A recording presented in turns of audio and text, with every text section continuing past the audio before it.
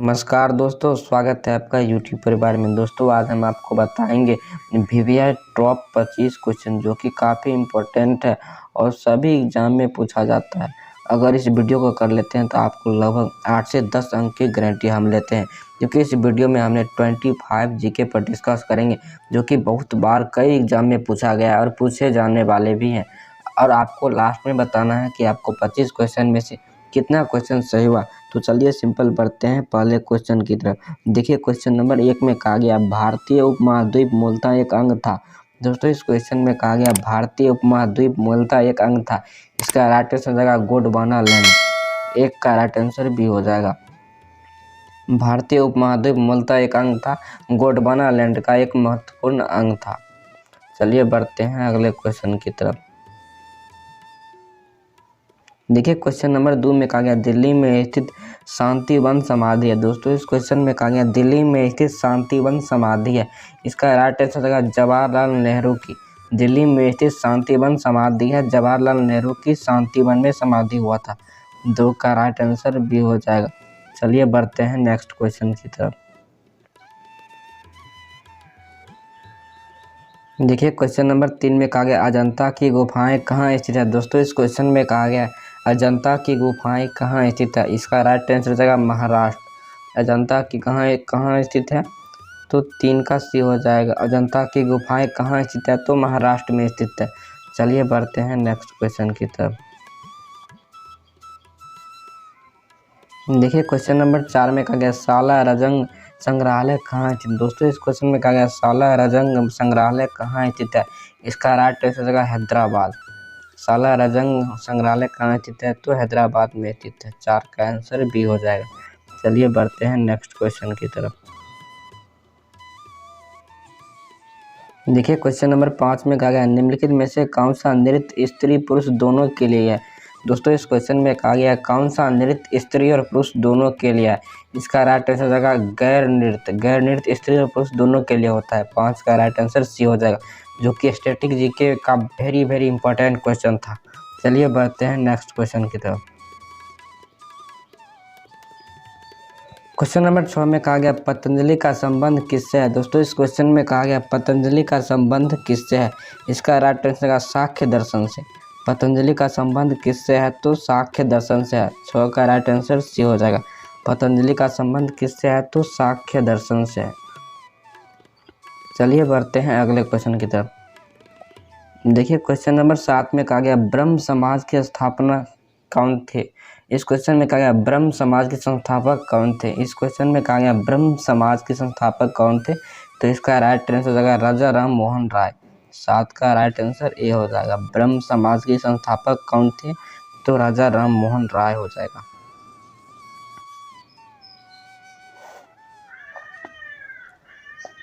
Question number 8 में कहा गया लोसांग एक उत्सव है जो मनाया जाता है। दोस्तों इस क्वेश्चन में कहा गया लोसांग एक उत्सव है जो किस राज्य में मनाया जाता है। इसका राइट आंसर है अरुणाचल प्रदेश में। लोसांग एक उत्सव है जो अरुणाचल प्रदेश में मनाया जाता है। 8 का राइट आंसर भी हो जाएगा। लोसांग कहाँ मनाया जाता है, तो अरुणाचल प्रदेश में उत्सव मनाया जाता है। देखिए क्वेश्चन नंबर 9 में कहा गया एलोरा के गुहा मंदिर कहाँ स्थित है। दोस्तों इस क्वेश्चन में कहा गया एलोरा के गुहा मंदिर का संबंधित है कौन से धर्म से। ऑप्शन ए में है हिंदू धर्म से, ऑप्शन बी में है बौद्ध धर्म से, ऑप्शन सी में है जैन धर्म से, ऑप्शन डी में कहा गया ए और बी यानी हिंदू और बौद्ध धर्म दोनों से।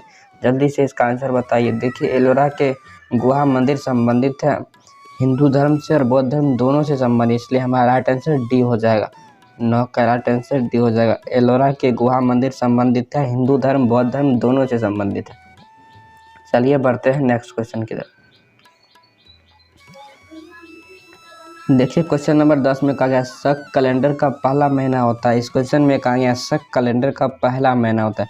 देखिए शक कैलेंडर का जो पहला महीना होता है वह चैत्र होता है, चैत्र। 10 का राइट आंसर ये हो जाएगा। शक कैलेंडर का पहला महीना होता है चैत्र। चलिए बढ़ते हैं अगले क्वेश्चन की तरफ। देखिए क्वेश्चन नंबर 11 में कहा गया चार मीनार कहाँ स्थित है। दोस्तों इस क्वेश्चन में कहा गया चार मीनार कहाँ स्थित है। ऑप्शन ए में है दिल्ली में, ऑप्शन बी में है हैदराबाद, ऑप्शन सी में औरंगाबाद, ऑप्शन डी में आगरा।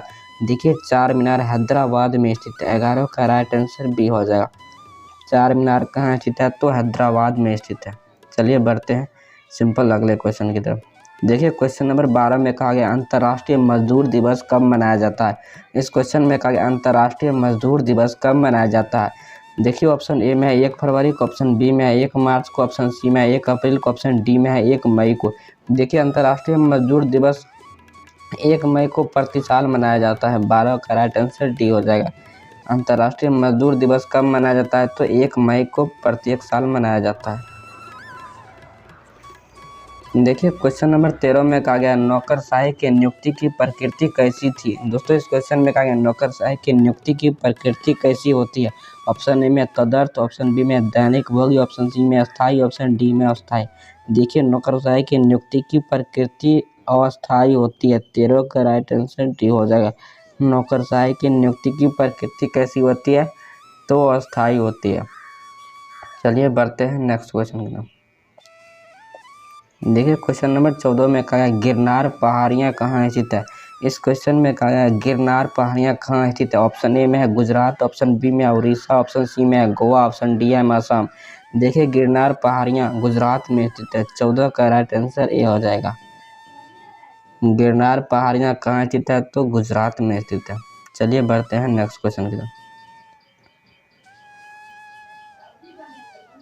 देखिए क्वेश्चन नंबर 15 में कहा माइकल एंजेलो नामक वायसराय विश्व में चिंता का कारण कब बना था? दोस्तों इस क्वेश्चन में कहा माइकल एंजेलो नामक वायरस विश्व में चिंता का कारण कब बना था? इसका राइट आंसर जगह 1993 में माइकल एंजेलो नामक वायरस विश्व में चिंता का कारण बना था 1993 में। 15 का राइट आंसर ये हो जाएगा। चलिए आगे बढ़ते हैं सिंपल अगले क्वेश्चन की तरफ। देखिए क्वेश्चन नंबर 16 में कहा गया तोता ए हिंद के उपनाम से जाने जाते हैं। दोस्तों इस क्वेश्चन में कहा गया तोता ए हिंद के उपनाम से जाने जाते हैं। Option A Ibn Battuta, option B में आसिम, ऑप्शन सी में अमीर खुसरो, ऑप्शन डी में दयाराम। देखिए इसका राइट आंसर होगा अमीर खुसरो। तोता ए हिंद के उपनाम से जाने जाते थे अमीर खुसरो। 16 का राइट आंसर सी हो जाएगा। चलिए बढ़ते हैं सिंपल अगले क्वेश्चन की तरफ। देखिए क्वेश्चन नंबर 17 में कहा गया अमीर खुसरो का वास्तविक नाम क्या था? दोस्तों इस क्वेश्चन में कहा गया अमीर खुसरो का वास्तविक नाम क्या था? ऑप्शन ए में है मोहम्मद खुसरो, ऑप्शन बी में है मोहम्मद हसन, ऑप्शन सी में है मोहम्मद खान, ऑप्शन डी में है इनमें से कोई नहीं। देखिए अमीर खुसरो का वास्तविक नाम क्या था? इसका राइट आंसर मोहम्मद हसन। अमीर खुसरो का वास्तविक नाम क्या था? तो मोहम्मद हसन था। 17 का राइट आंसर बी है, जो कि 2 बार रेलवे में पूछा गया एग्जाम। चलिए आगे बढ़ते हैं सिंपल अगले क्वेश्चन में।